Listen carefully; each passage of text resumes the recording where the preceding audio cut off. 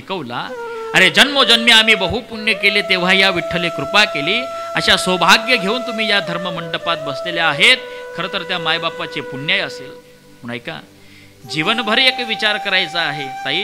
घरी गेल्यानंतर देवारापुढे मायबापापुढे एक मनातल्या मनात शपथ घ्यायची आहे की जिवंतपणे शेवटच्या श्वासापर्यंत मी माझ्या मायबापाची खाली मान जाईल, असं जीवनभर मी वागणार नाही. आजचं कीर्तन सफळ होईल,